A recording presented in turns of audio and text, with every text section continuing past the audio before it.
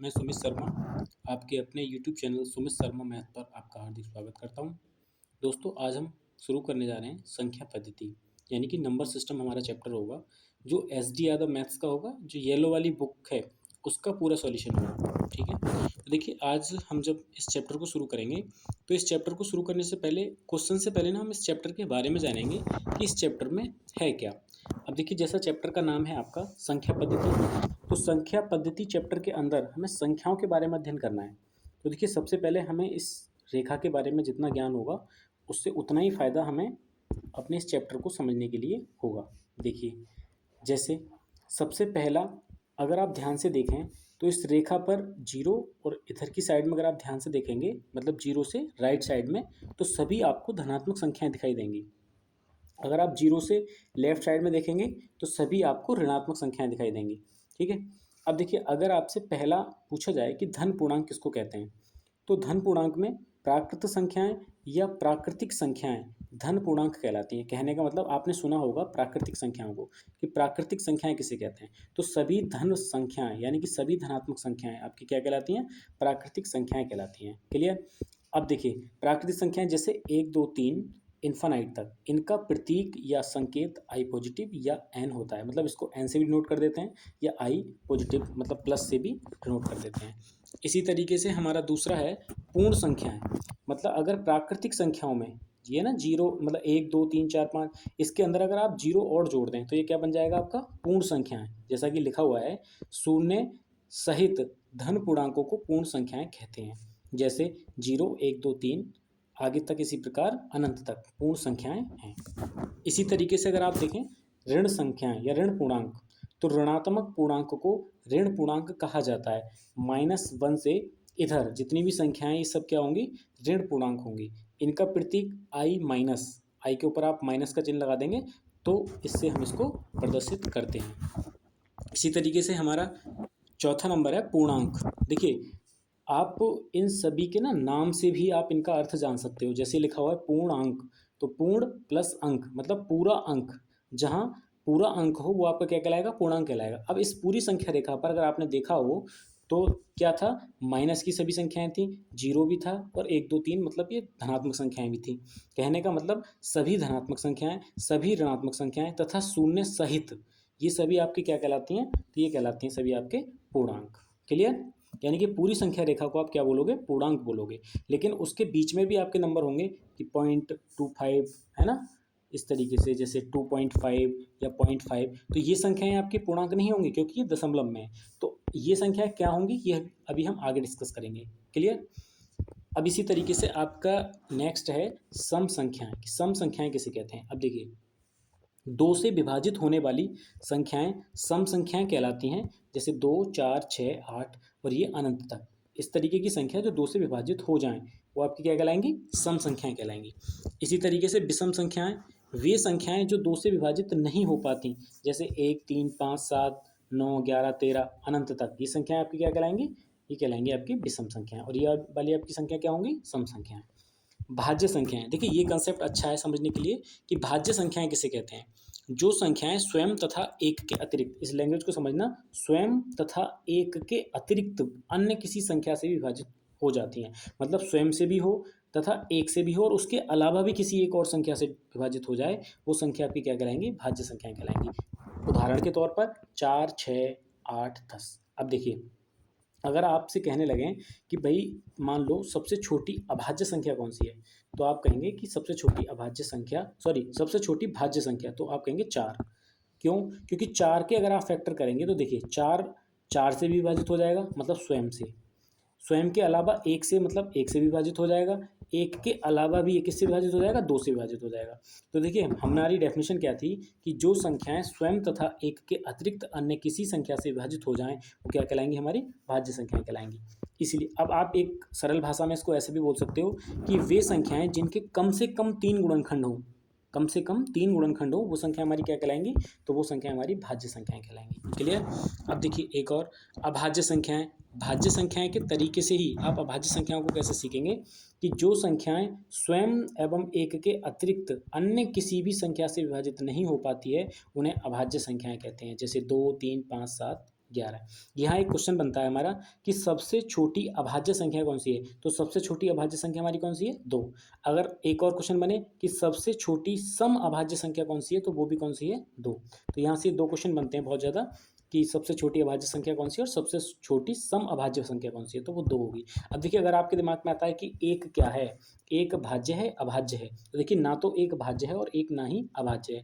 यहाँ अगर देखें तो अभाज्य संख्याओं को आप एक सरल भाषा में ऐसे भी बोल सकते हैं कि अभाज्य संख्याएं वे संख्याएं होती हैं जिनके कम से कम 2 फैक्टर होते हैं। तो एक का फैक्टर कितना है, सिर्फ एक ही है, तो इसलिए क्या है, ना तो भाज्य है ना अभाज्य है। क्लियर। अब इसके बाद सह अभाज्य संख्या। सह अभाज्य संख्या क्या होती हैं, सह अभाज्य संख्याएं वे होती हैं संख्याओं का वह युग्म, ये ना युग्म के साथ चलती है, मतलब जोड़े के साथ, 2,5, 3,7, 5,7, 8,11, मतलब एक जोड़ा होगा संख्याओं का वह युग्म जिनमें एक के अतिरिक्त कोई अन्य उभयनिष्ठ गुणनखंड ना हो। जैसे ये उदाहरण दे रखा है, मतलब 2 और 5 का जो उभयनिष्ठ गुणनखंड होगा, मतलब एचसीएफ होगा, वो कितना होगा, 1। 3 और 7 का कितना होगा, 1। 5 और 7 का कितना होगा, 1। 8 और 11 का कितना होगा, 1। मतलब उनका जो हाईएस्ट कॉमन फैक्टर मतलब एचसीएफ होना चाहिए वो 1 होना चाहिए। वो क्या कहलाएंगे, आपके सह अभाज्य संख्याएं कहलाएंगी। सह अभाज्य संख्याओं में क्या होता है, वो एक पेयर के रूप में होती हैं। क्लियर। अब देखिए परिमेय संख्याएं। परिमेय संख्याएं क्या होती हैं, पी अपॉन क्यू के रूप में लिखी जा सकने वाली संख्याएं परिमेय संख्याएं होती हैं जहां पी और क्यू दोनों पूर्णांक हों किंतु क्यू का मान 0 के बराबर ना हो, जैसे 2, 5, 7, 22/7, 7/9 इत्यादि। अब देखिए यहाँ 22/7 आया, तो 22/7 तो आपकी परिमेय संख्या है। यहीं अगर आपसे पूछा जाए कि पाई क्या है, तो पाई आपकी अपरिमेय संख्या है। क्यों, क्योंकि अगर आप देखें तो 22/7 ये एक लगभग में मान ले लिया गया पाई का। अगर आप पाई की वैल्यू देखेंगे तो वो 3.14159 इस तरीके से बहुत बड़ा मान होता है। तो वो जो आपका मान है ये आपका पाई का, तो पाई का मान अगर आप 22/7 लेते हैं तो वो आपकी परिमेय संख्या होगी। अगर आप पाई मान लेते हैं तो वो आपकी अपरिमेय संख्या होगी। अपरिमेय संख्या जिन्हें पी अपॉन क्यू के रूप में ना लिखा जा सके उन्हें अपरिमेय संख्या कहते हैं। अब देखिए परिमेय अपरिमेय ये आपको ना मैं दशमलव जब पढ़ाऊंगा तब मैं इनको क्लियर करके बताऊंगा एकदम से कि परिमेय और अपरिमेय कैसे होती हैं ये संख्याएं। ठीक है। अब यहाँ देखिए आप वास्तविक संख्याएं, तो परिमेय संख्याएं तथा अपरिमेय संख्याएं दोनों का सम्मिलित रूप क्या कहलाता है, वास्तविक संख्याएं कहलाता है। जैसे इसके अंदर परिमेय संख्याएं भी और अपरिमेय संख्याएं भी दोनों को मिला लिया जाए तो वो आपकी क्या बन जाती हैं, वास्तविक संख्याएं बन जाती हैं। क्रमागत पूर्णांक, ध्यान से समझिएगा, क्रमागत क्रम से आने वाले पूर्णांक क्या कहलाते हैं, क्रमागत पूर्णांक कहलाते हैं। क्लियर। अब देखिए 2, 3, 4, 5, 1, 2, 3, 4, 5, 5, 6, 7, 8, 9 ये सब क्या हैं, आपके क्रमागत पूर्णांक हैं। अब यहाँ एक चीज़ समझिएगा, निकटतम 2 क्रमागत पूर्णांकों में 1 का अंतर होता है। अगर लगातार आपके पूर्णांक आएंगे तो उनमें कितने का अंतर होगा, 1 का अंतर होगा। 2 और 3 में 1 का अंतर, 3 और 4 में 1 का अंतर, 4 और 5 में 1 का अंतर। क्लियर। अब नेक्स्ट क्रमागत सम संख्याएं, क्रम से आने वाली सम संख्याएं क्रमागत सम संख्याएं कहलाती हैं। जैसे 2, 4, 6, 8, 10 ये सब कैसी संख्याएं आपकी, क्रम से आने वाली सम संख्याएं। निकटतम 2 क्रमागत पूर्णांकों में 2 का अंतर होता है, इस बात को भी ध्यान रखिएगा। 2 के बाद 4 आया तो 2 का अंतर, 4 के बाद 6 आया तो 2 का अंतर, 6 के बाद 8, 8 के बाद 10। नेक्स्ट क्रमागत विषम संख्याएं, क्रम से आने वाली विषम संख्याएं क्रमागत विषम संख्याएं कहलाती हैं। जैसे 17, 19, 21, 23 इत्यादि। क्रमागत विषम संख्याओं में भी 2 का अंतर होता है। अगर आपसे पूछा जाए कि क्रमागत पूर्णांक लिखिए या क्रमागत संख्याएं लिखिए तो वो उनमें अंतर जो होगा वो 1 का होगा। अगर आपसे बोला जाए कि क्रमागत सम संख्याएं लिखिए तो उनमें जो अंतर होगा आपका 2 का होगा। अगर क्रमागत विषम संख्याएं बोला जाए तो उसमें भी आपका जो अंतर होगा वो 2 का होगा। ठीक है।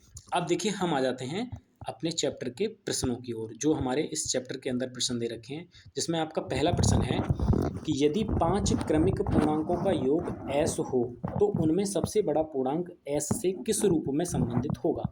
देखिए इसको हम बेसिक से भी करेंगे और बेसिक के बाद इसमें ट्रिक भी लगाएंगे। अब देखिए बेसिक से इस सवाल को कैसे करेंगे, आपने पढ़ा था कि क्रमिक पूर्णांक, ठीक है, कितने हैं, 5।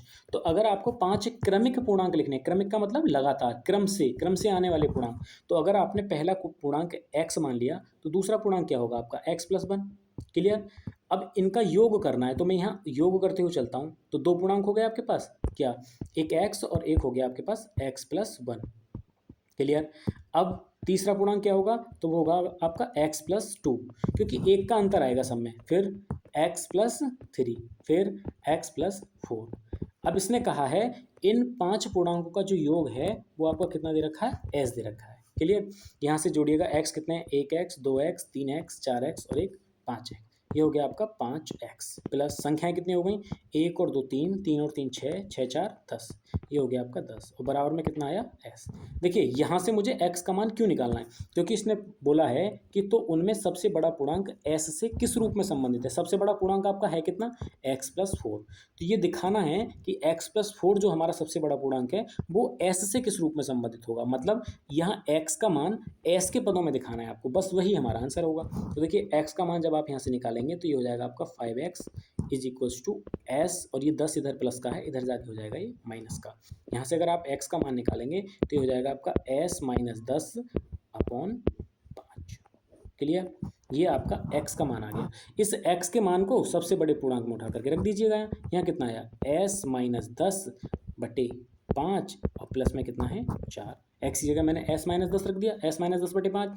यहाँ से अगर आप 5 एलसीएम लेंगे तो ये कितना हो जाएगा, s - 10 और प्लस 5 चौक 20, तो ये हो जाएगा आपका। तो यहाँ से अगर आप इसका आंसर निकालेंगे तो s, ये माइनस का 10 है, ये प्लस का 20 है, तो यहाँ बचेगा प्लस का 10/5, और ये क्या हो जाएगा आपका आंसर हो जाएगा, यानी कि ऑप्शन नंबर ए आपका आंसर हो जाएगा। तो देखिए ये तो हो गया आपका बेसिक मेथड। अगर आपको यहाँ ट्रिक लगानी हो तो देखिए ट्रिक आप क्या लगाते हैं, यहाँ पर ट्रिक ये है आपकी कि ये ना ट्रिक आपकी एवरेज चैप्टर से संबंधित है, यानी कि औसत वाले चैप्टर से। तो यहाँ पर आपको थोड़ा सा औसत आना जरूरी है, अगर नहीं भी आता है ना तो आप मेरे साथ बने रहिएगा, औसत आपको समझ में आ जाएगा। बाकी औसत वाला जब चैप्टर चलेगा तो वहाँ आपको बेहतरीन तरीके से समझ में आएगा। अब देखिए औसत बराबर होता क्या है आपका, तो औसत बराबर आपका होता है, औसत अगर आपको निकालना है तो कुल संख्याओं का योग, यानी कि योग बटे कुल संख्या। ये आपने छोटी छोटी क्लासों में भी पढ़ा होगा। क्लियर। अब देखो यहाँ इसने बोला है कि 5 क्रमिक पूर्णांकों का योग s हो, मतलब 5 संख्याओं का जो योग दे रखा है आपको, वो कितना दे रखा है, वो दे रखा है आपको s, मतलब योग दिया है और कुल संख्या दी है आपके पास कितनी है, 5। तो आपको औसत निकालने में आसानी हो जाएगी। तो एवरेज बराबर क्या हो जाएगा, मैं यहाँ पेन चेंज कर लेता हूँ, तो आपका योग बराबर हो जाएगा, सॉरी औसत बराबर हो जाएगा एवरेज = s, आपका कुल संख्याओं का योग है, मतलब 5 संख्याओं का योग, और संख्याएं कितनी है 5, तो यहाँ से आपका औसत आ गया s/5। क्लियर। अब देखिएगा, अगर आप इन 5 क्रमिक पूर्णांकों को इस रूप में मान लेते हैं, मैंने मान ली कि वो 5 क्रमिक पूर्णांक हमारे 1 2 3 4 और 5 इस रूप के हैं। क्लियर। तो अगर ये इस रूप के हैं तो इनका औसत क्या होगा, तो इनका औसत आप कहेंगे कि इनका औसत 3 होगा। भाई अगर आपके क्रमिक पूर्णांक 1 2 3 4 5 के रूप के हैं तो इनका औसत क्या होगा, 3 होगा, क्योंकि मध्य वाली संख्या आपकी क्या होती है, औसत होती है। क्लियर। अब इसने कहा है कि इससे जो सबसे बड़ा वाला पूर्णांक है वो किस रूप में संबंधित होगा, तो सबसे बड़ा पूर्णांक इससे कितना ज़्यादा है, 2 ज़्यादा है। अब देखिए यहाँ से तो आपका औसत 3 है, लेकिन यहाँ से जो औसत निकला आपका वो कितना है, s/5। तो ये है आपका s/5। ये इससे सबसे बड़ा पूर्णांक कितना ज़्यादा है, तो आप कहेंगे 2 ज़्यादा है। तो यहाँ से आप जब 5 को एलसीएम लेंगे तो ये हो जाएगा आपका s + 5 दूनी 10/5। तो ये आपका क्या हो जाएगा, आंसर हो जाएगा। देखिए ये तो थी आपकी शॉर्ट ट्रिक और वो था आपका बेसिक। तो बेसिक और शॉर्ट ट्रिक हम दोनों लेते हुए चलेंगे, जो आपको अच्छा लगे वो कर लीजिएगा। औसत वाला चैप्टर जब हो जाएगा आपका तो काफ़ी अच्छे से समझ में आएगा, क्योंकि यहाँ थोड़ा सा औसत का ज़्यादा यूज़ है। क्लियर। तो चलिए अब चलते हैं क्वेश्चन नंबर 2 की ओर। तो क्वेश्चन नंबर 2 हमारा क्या है कि एक श्रेणी दे रखी है आपको। वो श्रेणी क्या है, श्रेणी ये है कि 1 + 2 + 3 प्लस के कितने पदों का योगफल 5050 होगा। इसने बोल दिया है कि ये सीरीज में इस तरीके से पद चल रहे हैं, लेकिन ये नहीं पता कि वो कितने पद हैं जिनका योगफल आपका 5050 होगा। तो देखिएगा, प्रथम n प्राकृतिक संख्याओं के पदों का योगफल होता कितना है। तो देखो ये फॉर्मूला है, प्रथम n प्राकृतिक संख्याओं का योग n+/2, ये एक फॉर्मूला है, इसको आप लिख लीजिएगा। अब देखो यहाँ ये आपकी सीरीज है 1 + 2 + 3 और कितने पदों का, तो मैंने माना कि 1 से लेकर के जो ये आपकी सीरीज चल रही है 1 + 2 + 3, ऐसे मैंने माने कि n पदों का योगफल आपका 5050 होगा। अब आपके पास प्रथम n प्राकृतिक संख्याओं का योगफल का फॉर्मूला तो पता चल गया क्या है, तो ये है आपका n+1 अपॉन में क्या है 2, और ये कितना है योगफल आपका, तो ये है आपका 5050। क्लियर। ये देखिए अपॉन नहीं है, ये लाइन मैंने खींची थी। अब यहाँ से अगर आप 2 की गुणा इधर कर देंगे तो ये कितना हो जाएगा, n+1 बराबर ये हो जाएगा आपका 0, 2 पंजे 10 का 0, हासिल 1 आएगा, तो ये आ जाएगा आपका 2 पंजे 10, मतलब 10,100। अब देखिए यहाँ अगर आप इसको डिटेल में करेंगे सॉल्व, तो ये आपका किस तरीके से होगा कि आप n की गुणा करेंगे अंदर, n की गुणा करने के बाद ये n स्क्वायर प्लस n बराबर 10,100 बनेगा। तो यहाँ से आपकी एक द्विघात समीकरण बनेगी। द्विघात समीकरण बनने के बाद आपको n का यहाँ मान निकलेगा, वही आपका क्या होगा, n पद होंगे, मतलब वो आपका आंसर होगा। लेकिन मैं आपको बताऊंगा, आप इसको बाई ऑप्शन करिएगा। बाई ऑप्शन कैसे, आपके पास ये 4 ऑप्शन है, क्लियर। इन 4 ऑप्शन में अगर आप पहले ऑप्शन को देखें, मतलब n का मान आपने माना 50, तो अगर आपने n का मान 50 रखा तो ये हो जाएगा 50 गुणा 50 और 1 51। अगर आप 50 और 51 को लेंगे तो 50 गुणा 51 कितना हो जाएगा, 2500 के आसपास जाएगा, लेकिन आपको तो 10,100 के आसपास जाना है। इसी तरीके से अगर आप 51 को लेते हैं तो वो भी 51 गुणा 52, ये भी कितना हो जाएगा, 2500 के आसपास जाएगा। मतलब ये हमारे दोनों ऑप्शन नहीं हो सकते, क्लियर। अब हम देखते हैं ऑप्शन नंबर 3। ऑप्शन नंबर 3 क्या है आपका, तो ऑप्शन है 100। अगर आप n की वैल्यू 100 लेते हैं और गुणा n प्लस 1 कितना हो जाएगा, तो ये हो जाएगा आपका 101, क्योंकि n में 1 को जोड़ोगे, मतलब 100 में 1 को जोड़ोगे तो 101। अब देखिए यहाँ अगर आप 100 और 101 की गुणा नहीं कर पाते, हालांकि आपको दिख जाएगा सीधे से कि 100, और अगर आप 100 इसको भी 100 माने तो 100 गुणा 100 10,000, 10,000 के आसपास जा रहा है, मतलब ये आंसर आपका हो सकता है। अगर आपकी गुणा करनी है, क्लियर कैसे करेंगे, तो देखिए 100 गुणा 101 को आप क्या लिख सकते हो, तो 101 को आप लिख सकते हो 100 प्लस 1, क्लियर। 100 की गुणा अगर आप 100 के अंदर करेंगे तो कितना हो जाएगा, तो ये हो जाएगा आपका 10,000। तो ये हो जाएगा आपका कितना, 10,000 प्लस 100 की गुणा अगर आप 1 के साथ करेंगे तो कितना हो जाएगा, तो ये हो जाएगा आपका 100 और 10,000 को जब आप जोड़ेंगे तो ये हो जाएगा आपका 10,100। तो ये आपका आंसर हो जाएगा, मतलब ऑप्शन सी आपका आंसर सही हो जाएगा। तो देखिए ऑप्शन सी आपको छोटा पड़ जाएगा सवाल, बाकी अगर आप इसको लॉन्ग मेथड से करेंगे तो बहुत बड़ा सवाल हो जाएगा, clear. Question number 3। Question number 3 क्या है कि 1 + 3 + 5 इस तरीके से सीरीज चल रही है कि 15 पदों का योग। देखिए यहाँ ये 15 नहीं है, इसका मतलब है कि अगर ये सीरीज आगे तक लगातार चल रही हो तो कि 15 पदों का योगफल क्या होगा। मतलब 1 2 3 4 5 6 7 8, अभी ऐसे 7 पद और हों, मतलब टोटल 15 पद हों, और इन 15 पदों का योगफल क्या होगा। अब देखिए 15 क्या है, आपकी विषम नंबर है, तो देखिए आप यहाँ फॉर्मूला देखिएगा कि अगर प्रथम n प्राकृतिक, ये सवाल क्या है हमारा कि प्रथम n प्राकृतिक विषम संख्याओं का योग आपको ज्ञात करना है। तो अगर विषम संख्या है, प्राकृतिक संख्या है, तो उनका n स्क्वायर कर दीजिएगा सीधे, तो क्या आ जाएगा, वो उनका योग आ जाएगा।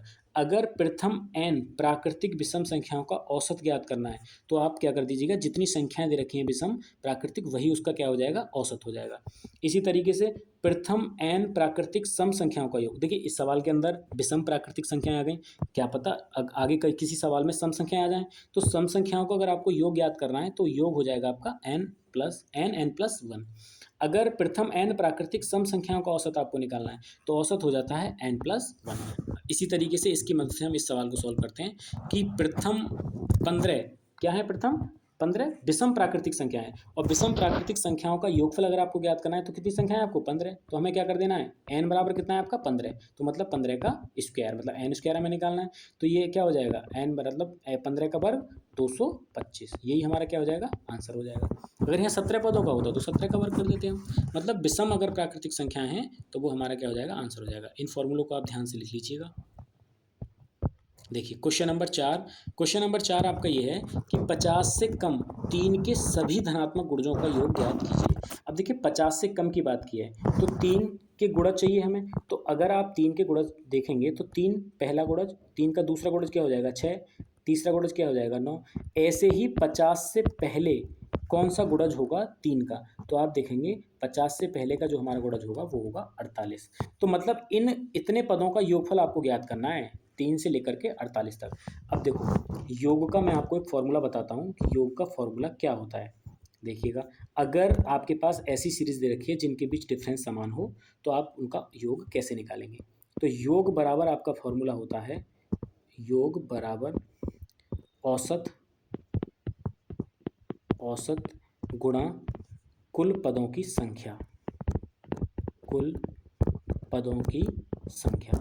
अब देखिए पदों की संख्या और औसत आप कैसे निकालेंगे, तो औसत निकालने के लिए आपको अंतिम पद कितना है आपका 48 प्लस प्रथम पद कितना है आपका 3 और बटे 2, यहाँ से तो निकलता है आपका औसत, गुणा कुल पदों की संख्या कैसे निकलती है, मतलब पदों की संख्या से मतलब ये है कि 3 से आप शुरू हुए और 48 तक कितने पद हैं इसके अंदर जिसको आपको योगफल ज्ञात करना है। तो कुल पद निकालने के लिए अंतिम पद 48 माइनस प्रथम पद 3, सारवंतर इनके बीच अंतर कितने का है, तो आप कहेंगे 3 का, और प्लस 1, यहाँ से निकलेगा आपके पदों की संख्या।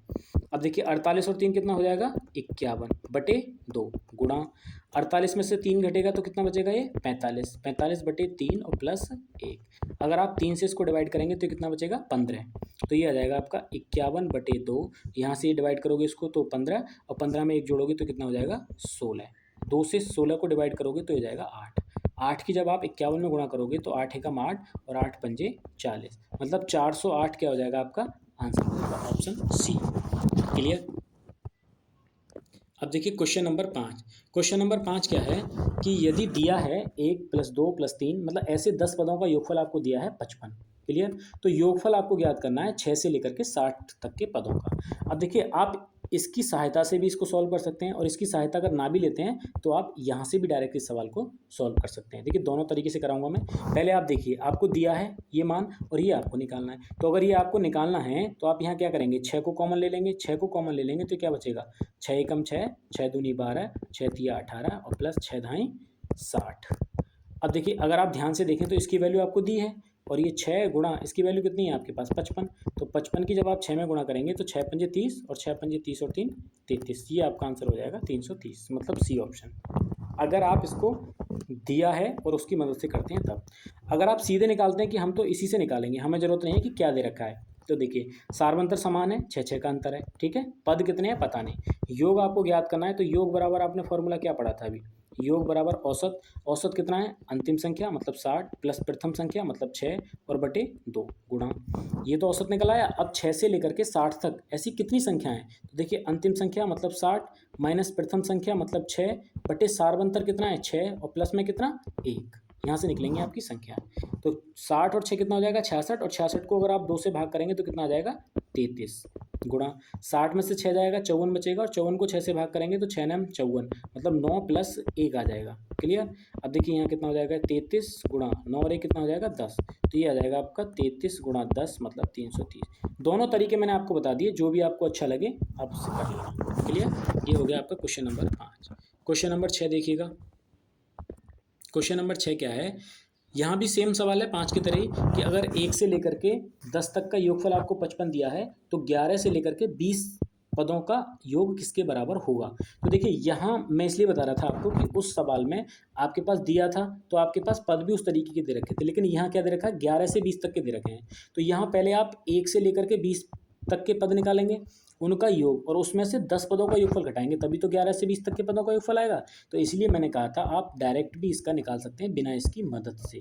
कैसे, देखिए ये आपके पास सीरीज दे रखी है 11 12 13 और कहाँ तक 20 तक। तो अगर आपको योग ज्ञात करना हो तो योग बराबर मैं आपको फॉर्मूला बता चुका हूँ, औसत मतलब अंतिम पद प्लस प्रथम पद बटे 2। तो ये तो निकलेगा आपका औसत गुणा पदों की संख्या, इसके अंदर पद कितने हैं 11 से लेके 20 तक, अंतिम संख्या मतलब कि 20 माइनस प्रथम संख्या मतलब 11 बटे सार्वंतर इनके बीच कितना है 1 और प्लस में कितना 1। ये आपके निकलेगी पदों की संख्या।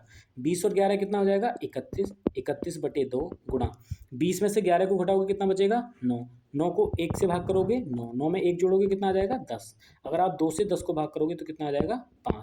तो ये आ गया आपका 31 गुणा 5। 31 की गुणा जब आप 5 में करेंगे 5 एकम 5 और 5 तिया 15, मतलब 155 आपका क्या हो जाएगा आंसर हो जाएगा। ये क्वेश्चन नंबर 6 भी आपका कंप्लीट हुआ।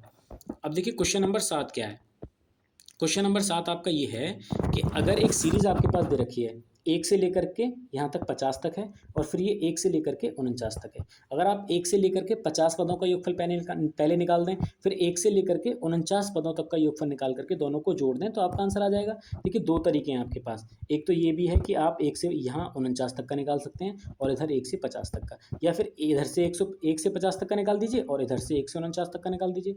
दोनों तरीके से आपका आंसर आ जाएगा। मैं आपका करता हूँ इधर से, यहाँ से 1 से लेके 50 पदों का योगफल निकालता हूँ और इधर से 1 से लेके 49 पदों का योगफल निकालता हूँ और दोनों को जोड़ दूंगा।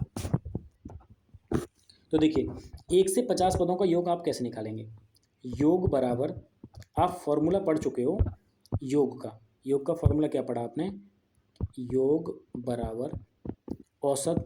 औसत क्या होता है अंतिम संख्या मतलब 50 प्लस प्रथम संख्या मतलब 1 और बटे कितना 2, ये तो निकलेगा आपका औसत, प्लस नहीं सॉरी गुणा अंतिम पद मतलब 50 माइनस प्रथम पद मतलब 1 बटे सार्वंतर 1, प्लस ए। यहाँ मैं आपको एक सलाह दूंगा कि अगर आप पेपर के अंदर करें तो इस बात का ध्यान रखें कि 1 से लेकर के 50 तक अगर पद दे रखे हैं आपको लगातार, तो यहाँ संख्या पदों की संख्या जो होगी वो 50 ही होगी ना, तो ये आपको पदों की संख्या निकालने की कोई ज़रूरत है नहीं इसके अंदर, ठीक है।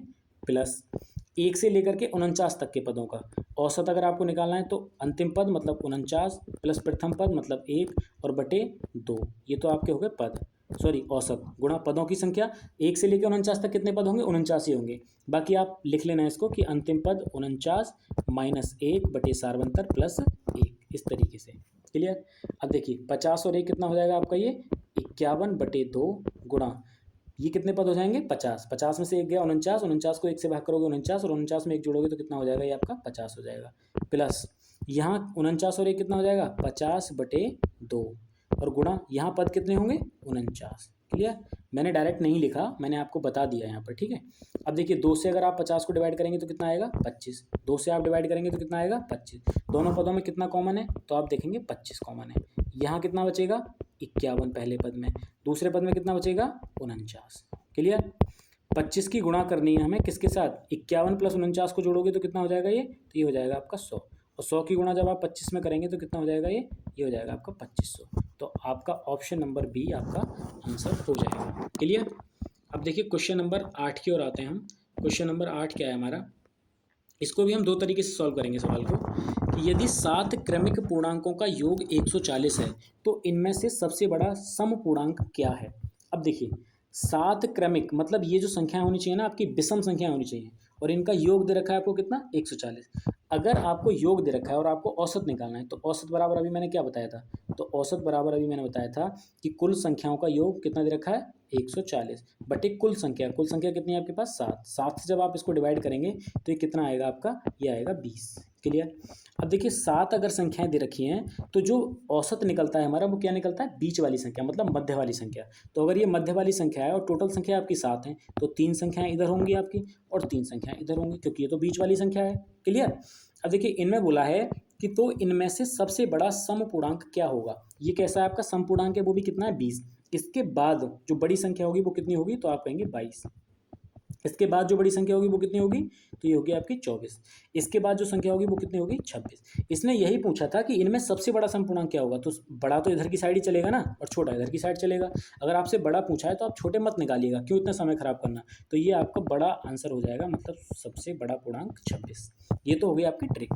अगर आपको ये बेसिक से करना होता तो देखिए बेसिक से आप इसको कैसे करते, बेसिक से आप ऐसे करते कि आपको पहले तो 7 क्रमिक समपूर्णांक मानने होते। क्रमिक का मतलब मैंने क्या बताया था कि जो एक एक के अंतर से आए।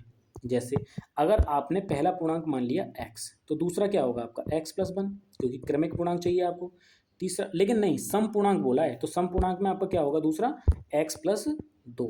फिर क्या, क्योंकि सम और विषम में 2 का अंतर होता है ध्यान रखिएगा। फिर तीसरा क्या होगा x प्लस 4, चौथा क्या होगा x प्लस 6, पाँचवा क्या होगा x प्लस 8, छठा क्या होगा x प्लस ये 8 हो जाएगा, ये क्या हो जाएगा x प्लस 10 और ये क्या हो जाएगा x प्लस 12 और बराबर में कितना दे रखा है योगफल इनका 140। ठीक है, तो यहाँ से ये आपका आंसर आएगा। अगर आप x को जोड़ेंगे 2x 3x 4x 5x 6x 7x, मतलब ये आ जाएगा आपका 7x प्लस संख्याएं कितनी आ जाएंगी 2 और 4 6, 6 6 12, 12 8 20, 20 और 10 30 और 30 और 12 कितना हो जाएगा आपका 42। तो 42 बराबर कितना हो जाएगा 140। यहाँ से अगर आप 7x बराबर की वैल्यू निकालेंगे तो ये हो जाएगा आपका 140 माइनस का 42। तो 7x बराबर आपका हो गया, ये आ जाएगा आपका 98। अगर आप 7 से इसको डिवाइड करेंगे 7 एकम 7 और 7 चौक 28, तो x का मान कितना आ गया, तो x का मान आ गया आपके पास 14। आपसे पूछा था इनमें सबसे बड़ा समपूर्णांक क्या होगा, तो सबसे बड़ा समपूर्णांक क्या है आपका x प्लस 12, तो x प्लस 12, x का मान आया कितना आपका, तो 14 प्लस क्या है 12, 14 और 12 को जोड़ोगे कितना आ जाएगा 26। तो देखिए दोनों तरीके से आपका आंसर आ गया। मेरे हिसाब से आप इसको शॉर्टकट के माध्यम से ही करिएगा। ठीक है, क्वेश्चन नंबर 8 आपका कंप्लीट होता है। क्वेश्चन नंबर 9 क्या है, क्वेश्चन नंबर 9 आपका ये है कि 7 क्रमागत विषम पूर्ण संख्याओं का योगफल 133 है तो न्यूनतम विषम पूर्ण संख्या क्या है। अब देखिए कितनी संख्या हैं 7, कैसी हैं क्रमागत और विषम है। ठीक है, इनका योगफल आपको दे रखा है 133। अगर आपको एवरेज निकालना है, अब देखिए मैं बेसिक से नहीं कराऊंगा, आप इसको बेसिक से खुद कर लीजिएगा। तो एवरेज आपको निकालना है तो कुल संख्याओं का योगफल कितना दे रखा है 133 और कुल संख्याएं कितनी दे रखी हैं, तो आप कहेंगे 7। 7 से अगर आप इसको डिवाइड करेंगे तो कितना हो जाएगा, ये हो जाएगा आपका 7 एकम 7, आपका कितना बचा 6, 7 नेम 63, ये आ गया आपका 19। कैसी संख्या आ गई है आपकी, मध्य वाली। अब इससे 3 संख्याएं इधर होंगी आपकी और 3 संख्याएं इधर होंगी, क्योंकि ये जो औसत निकलता है आपका वो निकलता है मध्य वाली संख्या। अब इसने कहा है कि तो न्यूनतम विषम पूर्णांक, तो न्यूनतम विषम पूर्णांक इधर की साइड वाले होंगे, ठीक है। तो 19 से पहले वाला विषम पूर्णांक क्या होगा आपका 17, 17 से पहले वाला क्या होगा 15, और 15 से पहले वाला क्या होगा 13। यही पूछा था न्यूनतम विषम पूर्णांक क्या होगा, तो वो 13 होगा। तो ये आपका आंसर हो गया ऑप्शन नंबर डी। क्लियर। अब चलते हैं क्वेश्चन नंबर 10 की तरफ। क्वेश्चन नंबर 10 क्या है आपका, तो क्वेश्चन नंबर 10 ये है कि 3 क्रमिक पूर्ण संख्याओं का कुल योग 13 से 50 है, तो सबसे छोटी तथा सबसे बड़ी संख्या का योग होगा। अब देखिए कैसी संख्याएं दे रखी हैं, 3 क्रमिक पूर्ण संख्याएं, इनका योग दे रखा है। तो औसत निकालने के लिए आपको क्या चाहिए, कुल योग, योग कितना है 1350 बटे कुल संख्याएं, संख्याएं आपके पास कितनी है 3, 3 से जब आप इसको डिवाइड करेंगे तो हो जाएगा आपका 3 चौक 12, एक बचा 3 पंजे 15, मतलब 450। ये कैसी संख्या आएगी आपके पास, बीच वाली, मतलब ठीक बीच वाली संख्या आती है अगर आप औसत निकालते हो तब। तो एक संख्या इधर होगी और एक संख्या इधर होगी। तो 400 अगर क्रमागत संख्या है तो 450 से नेक्स्ट आने वाली संख्या क्या होगी, तो आप कहेंगे 451, और उससे जस्ट पीछे की क्या होगी, तो वो होगी आपकी 449। क्लियर। तो हो जाएगी आपकी 449। इसने यही पूछा था कि सबसे छोटी और सबसे बड़ी इन दोनों संख्याओं का योग क्या होगा। तो 449 और 451 को यदि आप जोड़ेंगे तो ये आपका हो जाएगा 900। तो ये आपका क्या हो जाएगा, आंसर हो जाएगा। क्लियर। तो क्वेश्चन नंबर 10 आपका कंप्लीट होता है। अब देखिए क्वेश्चन नंबर 11। क्वेश्चन नंबर 11 क्या है, 3 से गुणा करके बनी 100 और 200 के बीच की सभी प्राकृतिक संख्याओं का योग क्या होगा। 100 और 200 के बीच की चाहिए, वो भी 3 से गुणा करके।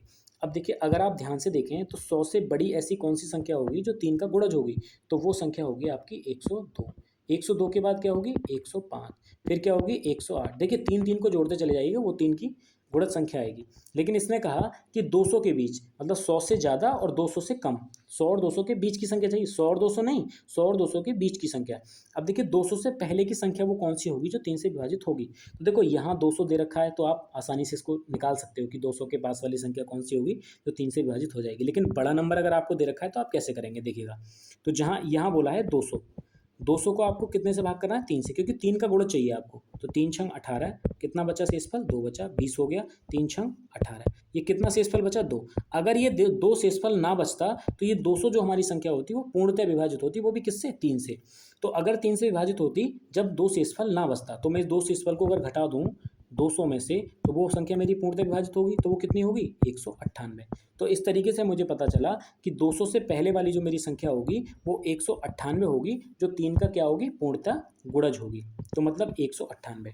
अब देखिए इन संख्याओं का मुझे क्या निकालना है, योग निकालना है। तो अगर इनके बीच अगर आप डिफरेंस देखेंगे तो 3 3 का है, तो योग बड़े आसानी से मैं इसका निकाल सकता हूँ। कैसे, क्योंकि आप पढ़ चुके हो योग बराबर आपका फॉर्मूला क्या होता है, औसत। औसत कैसे निकलता है, अंतिम संख्या प्लस प्रथम संख्या मतलब 102 और बटे 2। और क्या चाहिए मुझे, पदों की संख्या। पदों की संख्या कैसे निकलती है, अंतिम संख्या माइनस प्रथम संख्या बटे सार्वंतर, सार्वंतर कितना है 3, और गुणा 100। तो ये आपका क्या निकलेगा, यहाँ से योग का फॉर्मूला निकलेगा। देखिए 198 में अगर आप 102 को जोड़ेंगे तो कितना हो जाएगा ये 300, और 300 को 2 से डिवाइड करेंगे तो कितना आ जाएगा 150।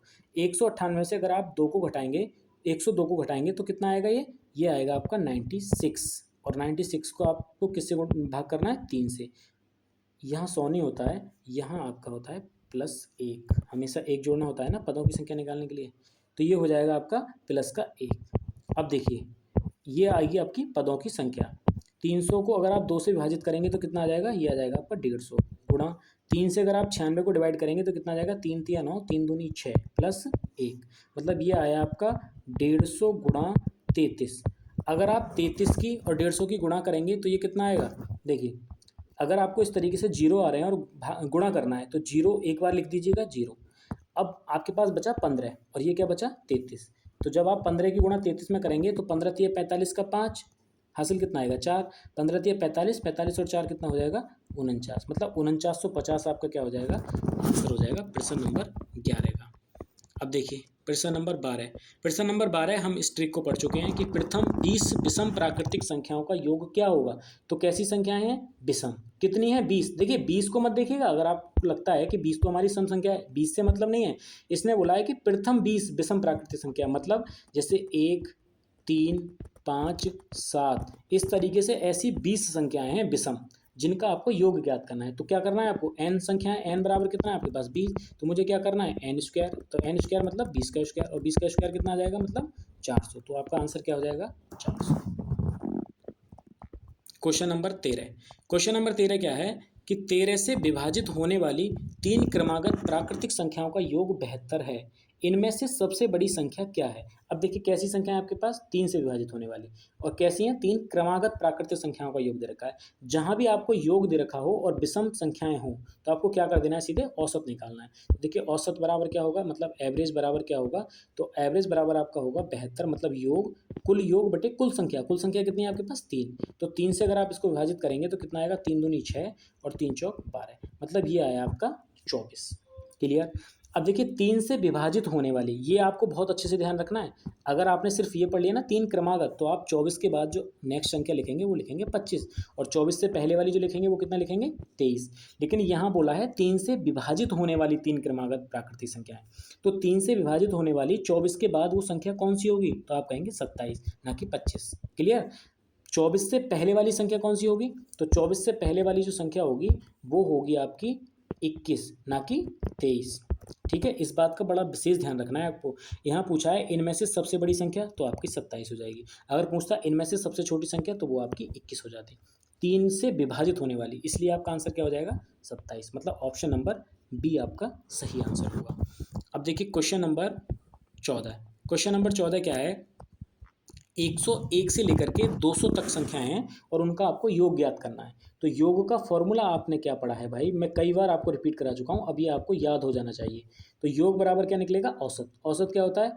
अंतिम संख्या प्लस प्रथम संख्या, मतलब 101 बटे क्या आ जाएगा? 2। तो ये तो निकलेगा यहाँ से आपका योग, सॉरी योग नहीं, औसत, गुणा पदों की संख्या। पदों की संख्या कैसे निकलती है? अंतिम संख्या माइनस प्रथम संख्या बटे सार्वंतर, अंतर कितने का है इनके बीच? 1-1 का, और प्लस में क्या करते हैं हम? 1 करते हैं। 200 में 101 को जोड़ोगे तो कितना हो जाएगा? ये हो जाएगा आपका 301 बटे 2, गुणा 201 में से यदि आप 101 को घटाओगे तो कितना बचेगा? ये 99, और 99 में 1 के भाग करोगे तो कितना आएगा? 99। 99 में जब 1 जोड़ोगे तो कितना आ जाएगा? ये तो ये आ जाएगा आपका 100। जब आप 100 को 2 से विभाजित करोगे तो कितना आ जाएगा? 50 आ जाएगा। तो 50 की गुणा आपको किस में करनी है? 301 में। तो देखो जीरो आ रहा है यहाँ, तो जीरो को ऐसे लिख लीजिएगा एक बार तो। क्लियर? अब देखिए, अब बचा आपके पास 5। 5 की गुणा जब आप 301 में करेंगे तो 5 एकम 5, जीरो, तो 5 जीरो का जीरो, और 5 दिया 15, तो ये आपका आ गया 15 जीरो 50। तो इस तरीके से जो आपका ऑप्शन हो जाएगा वो सही हो जाएगा, सी ऑप्शन। तो देखिए ये हमारी डेमो क्लास थी, इसके अंदर आज हम 14 सवाल ही सॉल्व करेंगे। देखिए मैं एक फार्मूला और लिखवा देता हूँ आपको, जो योग का फार्मूला था, काफ़ी बार इसमें पूछा गया। तो योग का फार्मूला आप कैसे याद रखेंगे? योग का फार्मूला आप याद रख लीजिएगा कि अगर किसी सवाल में आपसे पूछा है योग और उन संख्याओं में डिफरेंस आपका क्या होना चाहिए? बराबर होना चाहिए। तो आप इसको लिखेंगे अंतिम संख्या, अंतिम प्लस प्रथम संख्या, और बटे कितना लिखेंगे? 2। मतलब यहाँ से निकलता है आपका औसत, गुणा पदों की संख्या। पदों की संख्या को कैसे निकालना है? अंतिम संख्या माइनस प्रथम संख्या बटे सार्वंतर और प्लस 1। यहाँ से निकलेंगे आपकी पदों की संख्या। मतलब ये तो आपका फॉर्मूला है, इसको अगर लिखा हुआ देखेंगे तो वो कैसे होगा? तो ये होगा आपका योग बराबर औसत गुणा पदों की संख्या। कितने पद हैं उस सीरीज के अंदर? पदों की संख्या। तो ये आपका क्या हो जाएगा? फॉर्मूला हो जाएगा। तो थैंक यू। और देखिएगा अगर आपको ये वीडियो पसंद आई है तो प्लीज़ ज़्यादा से ज़्यादा लाइक, शेयर और सब्सक्राइब जरूर करें। और हम चाहते हैं कि इस सीरीज़ को लगातार चलाएं। और ये जो ना SD यादव की जो येलो वाली बुक है उसका सॉल्यूशन है, और ये आपको लगातार PDF मिलेंगी अगर आप लगातार सपोर्ट करेंगे तो। थैंक्स फॉर वॉचिंग, मिलते हैं नेक्स्ट वीडियो।